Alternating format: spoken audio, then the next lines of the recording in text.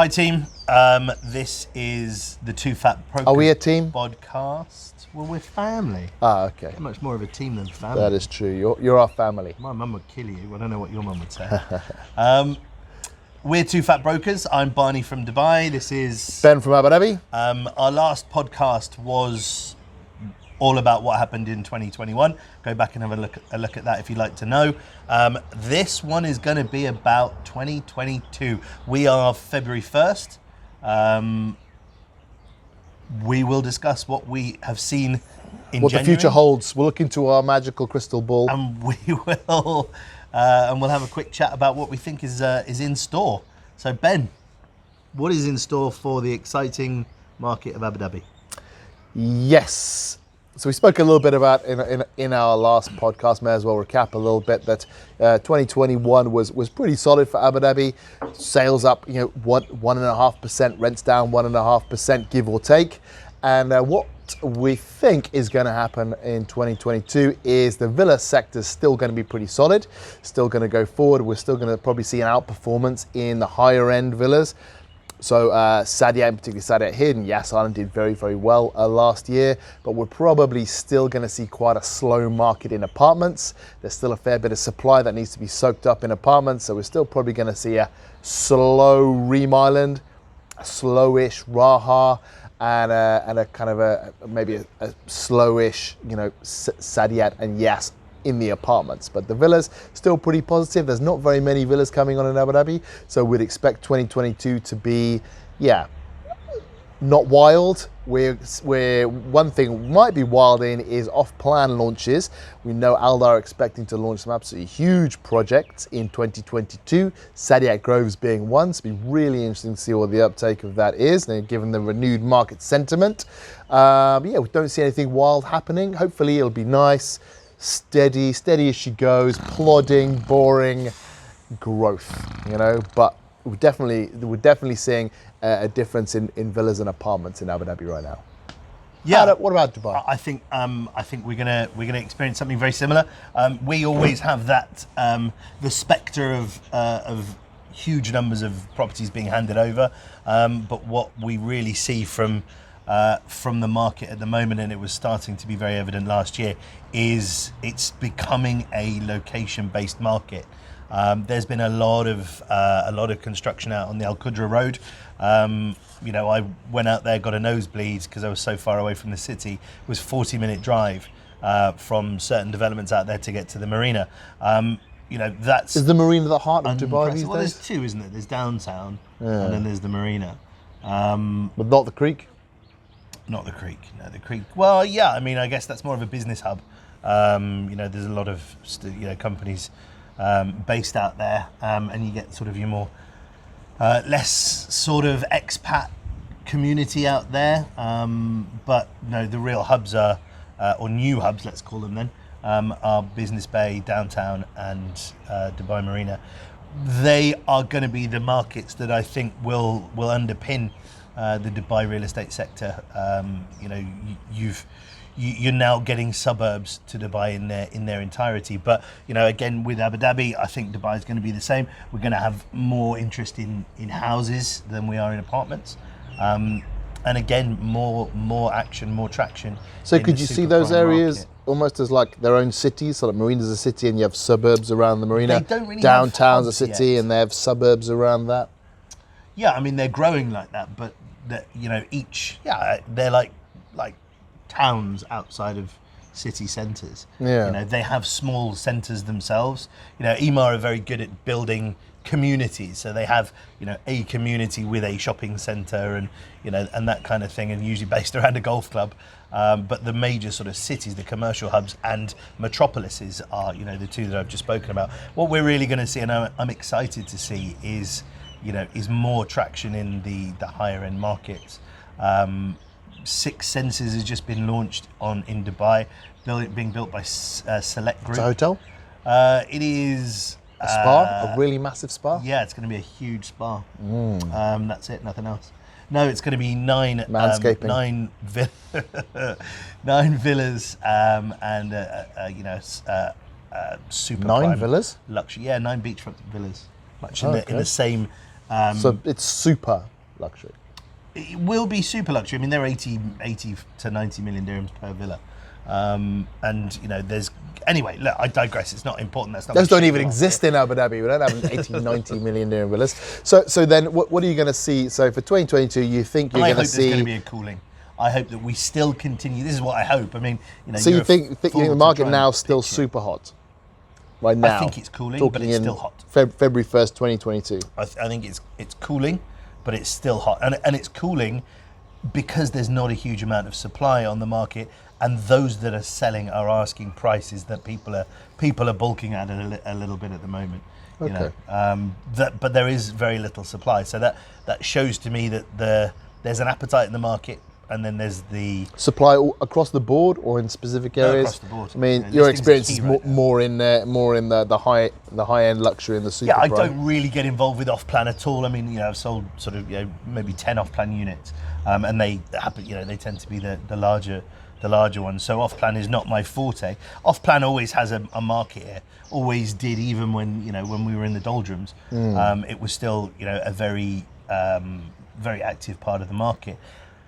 But then, you know, that's people banking, as you say, on the future of Dubai. What I would like to see is a cooling. What I would like to see is, I mean, you know, what we're seeing now. You know, it's not quite so easy to do business, in as much as that pairing buyers and sellers is becoming a little bit more difficult. Whereas before, I think people were just prepared to pay anything to get their hands on what they want. Now, a bit of a more pragmatic view on the market, I'm hoping for.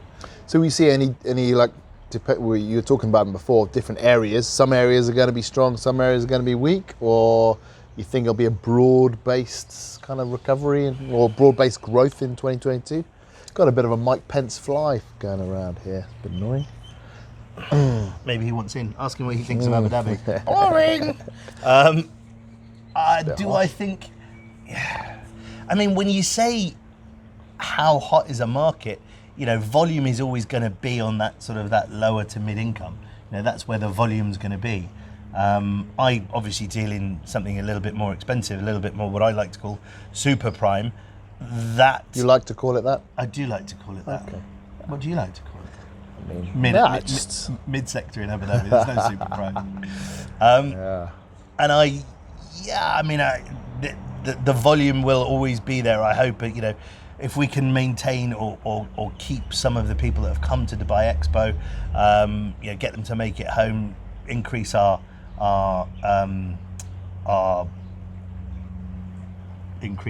population. Thank you. Then I wondering think where you were going there. I think we'll see strength in the market. But for this market, as Ben says, if there's an oversupply, you've got to be able to get the demand to sate the oversupply. If we can do that, then the market will still go in strength. Will still keep going from strength to strength. What do you think? What do you think about the fact that the global real estate market is as old as the hills? The last crash was in 2008, 14 years ago. Your average market cycle's 7 to 9. Yeah, I mean, I have my thoughts on that. This global market should have been put out of its misery by now, surely. Yeah, but we have these new income streams that people. For example, we've seen a huge influx of cryptocurrency millionaires, hundreds of millionaires coming to Dubai, and you know this is an income that the world has never seen before. There's a huge resurgence, or not resurgence, but a huge boom in the tech markets, which has always been strong, but never been as strong as it is now. You know, the world is seeing wealth coming from areas that it typically hasn't before. So I think perhaps that's underpinning, you know, quite rightly what you say, you know, a world that is bucking the trend. You know, it's not just real estate markets, it's markets all over the place. Yeah, I mean, and also there are more millionaires being created now at a faster pace than there ever were before. And if Dubai is a place for millionaires, you know, maybe that's great. I mean, not Abu Dhabi doesn't have the same global, you know, marketing and the same appeal, but for me, I think that we're due a global real estate recession very soon. I don't see one coming. I don't know where it'll come from, but if you just look at the numbers, I mean, it's interesting what you say about Dubai as a place for millionaires. Not often has anything of interest been said by a influencer reality TV star, but there was some Influencers lady, like ourselves. We say a lot of we'd interesting say stuff. nothing of interest to anyone. We are influencers. There was It's some happening. British woman It's who was here happening. the other day, and she said Dubai is one of these places where you're not afraid to flaunt your wealth. I think flaunt's a terrible word, but you're not afraid to show the trappings of your success. And that's true. It's a sentiment that's been echoed by a lot of my clients. One of them from Sweden wouldn't drive his very expensive sports car around Stockholm for fear of it being stolen, and in Dubai there's never any of that. And it is a place where these people who are very successful, very good at what Stolen they or do. keyed. One of them, yeah. I mean, you just take the wheels. For people who typically aren't allowed to show the trappings of their success, can come to Dubai and not worry about any of that, and they get to reap the rewards of their hard labour in terms of the clothes that they wear, the house that they live in, the car that they drive. Or their exploitation of the proletariat, depending, which side your politics are. Is that what social media people do? Exploit the proletariat? They probably do, actually. Pretty Yeah, much. yeah. And reality TV stars. So I think it's a very good point. It is a place where the wealthy can be comfortable with the trappings of And their so that's a good success. long-term bet, right? I mean, if you're a place that just caters to the ultra wealthy, not that Dubai is. I mean, there's No. we are a great example of people who are not ultra wealthy, often quite the opposite. But it's a good long-term bet, right? People are getting wealthier, but there is Abu Dhabi's still the this same. spectre of this real estate market is Sorry. ancient. Is it going to crash? It has to crash. Does it not have to crash? Could it never crash? I'm saying crash too many times. Don't crash. Crashing man, on don't the crash. crashing on the Software podcast. update. What were the indicators or the issues? I mean, obviously we had the Fannie Mac and Freddie Mae issues that that triggered 2008 to 2009. What industry is going to collapse to force this next downward cycle? And Dubai, UAE real estate has been on a downward cycle. This is our time to shine, right? So, Yeah, well, I mean, that's a great point because the UAE real estate market is new, right? We literally turned around last year. We had our own mini recession. So if there was a global real estate market crash, we're already, close to the bottom, of where we were. We're now in our growth cycle. Will the UAE continue to grow for 7 years despite what might happen in the global market? I mean, that's interesting because our prices were falling from 2015, right? Yeah. And whereas the rest of the world was growing, and that's for one of those reasons. People see a lot of value we're in not- UAE real estate. yeah, we're not divorced from the global economies, though, are we? I mean, No, this was one of the interesting things that was always said to me when I came here in 2008. 2008, when the global financial crisis happened, people said Dubai isn't linked to the rest of the world. The Dubai market, real estate market, will be fine, and we weren't. We are not insular. So if there is a global recession, real estate or otherwise, we will feel it. There's no way we will be a port in the storm.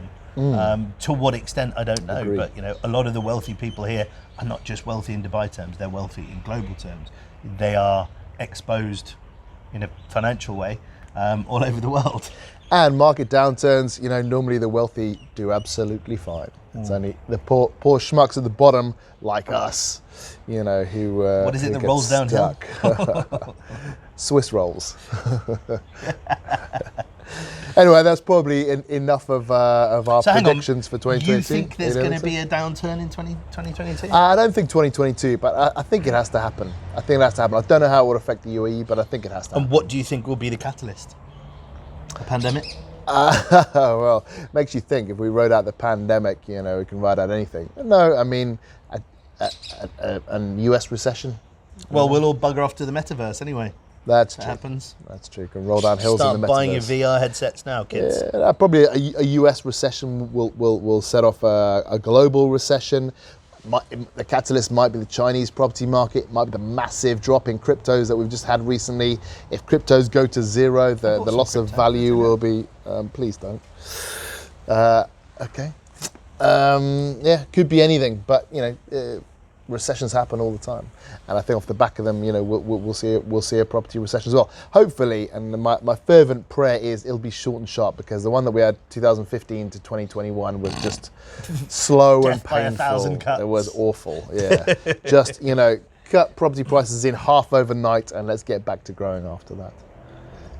Anyway, I tried to cut us off before. Let me cut us off now. That was a good our predictions for 2022. Hopefully, steady growth and predictability. Well, that's me being boring again.